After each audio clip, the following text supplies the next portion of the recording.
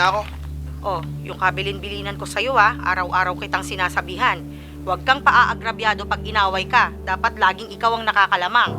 Oo ma, alam ko na yun. Sige po, alis na po ako. Sige.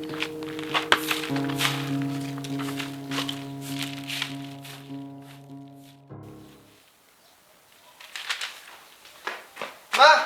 Ma! Sakit! Oh, bakit anak? Napano ka? May bago po kasing lipat na nakipaglaro sa amin. Eh, anong ginawa mo? Ubod ng yabang. Kaya ayun, binato ko ng bola. Tapos ano? Ginantihan ka ganon? Oo ma, papatulang ko sana eh. Kaso, inawat na kami ng mga tao. Yan ang lagi kong sinasabi sa'yo. Huwag kang papayag na naaagrabyado ka. Gumanti ka kung kinakailangan. Gagawin ko po sana yun ma, kaso nga lang, inawat na po kami. Renz, yan ang lagi mong tatandaan, ha? Huwag mong hayaang tapak-tapakan ka ng ibang tao. Mali ka man o hindi, kailangan ikaw ang laging nakakalamang. Naintindihan mo? Opo ma. Tingin nga. Maliit lang pala yung pasa mo eh. Sige na, maligo ka na.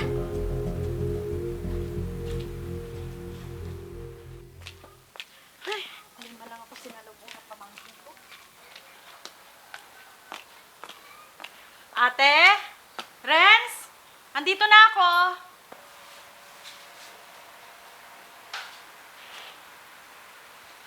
Oh, tita.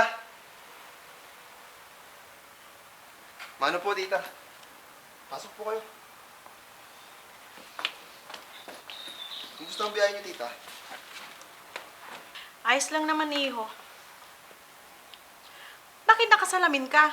Andito ko lang naman sa loob ng bahay, nakasalamin ka pa. Ano po, tita? Tanggalin mo nga yan.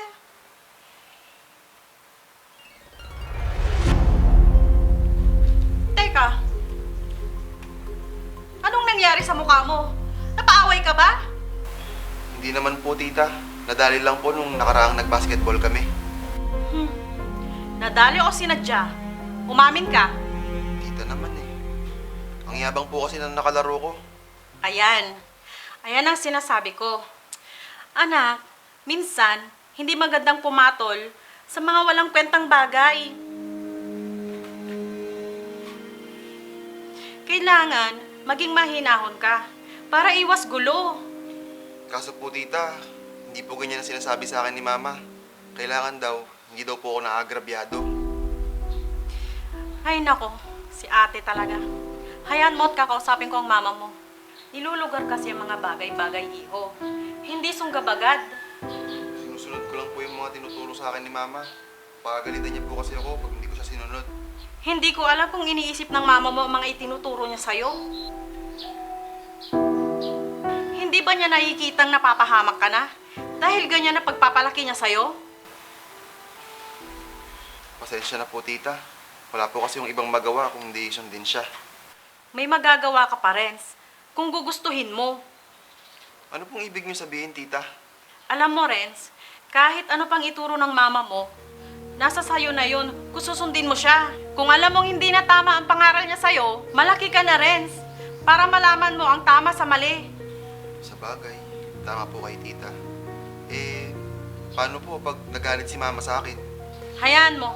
Total nandito ako. Kakausapin ko siya kapag nagalit siya sa'yo. Sige po, tita. Asan nga palang mama mo? Nasa kusina po. Saglit lang po natawagin ko. Ay, nako.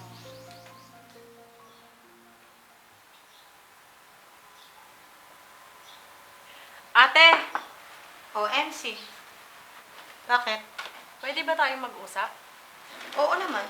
Tungkol saan? Tungkol sana kay Renz, ate. Oh, bakit si Renz? May problema ba sa kanya? Kay Renz, wala problema, ate. Pero sa paraan ng pagpapalaki at pangaral mo, meron. Bakit? Anong mali sa mga sinasabi ko sa anak ko? Ate, wag mo sanang mamasamain. Pero sa nakikita ko, mali eh. Halos mapasama yung anak mo dahil sa pagsunod niya sa mga sinasabi mo. Eh anong gusto mo?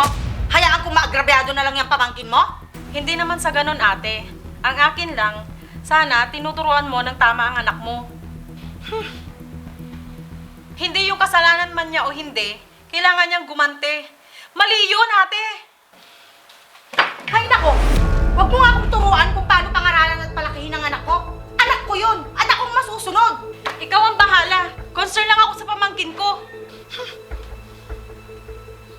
Baka isang araw, magulat ka na lang sa posibleng mangyari sa anak mo.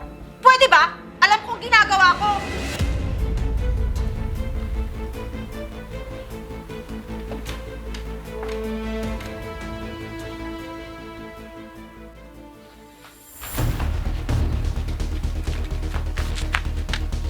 Oren!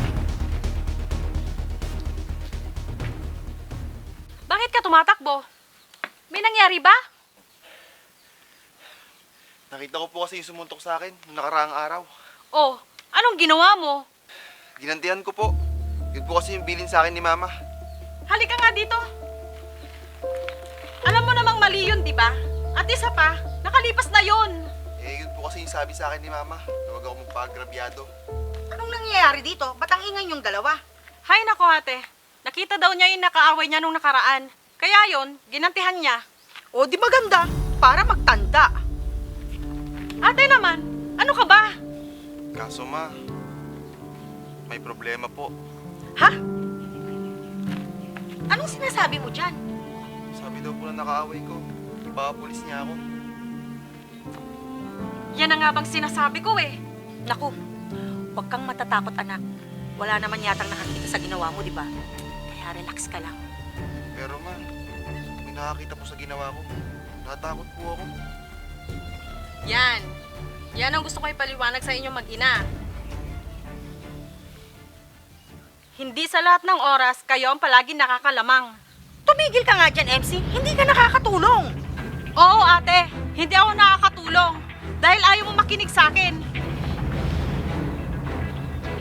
Sa totoo lang ate, napipilitan lang si Ren sundin ang mga sinasabi mo. Totoo ba yun, Renz?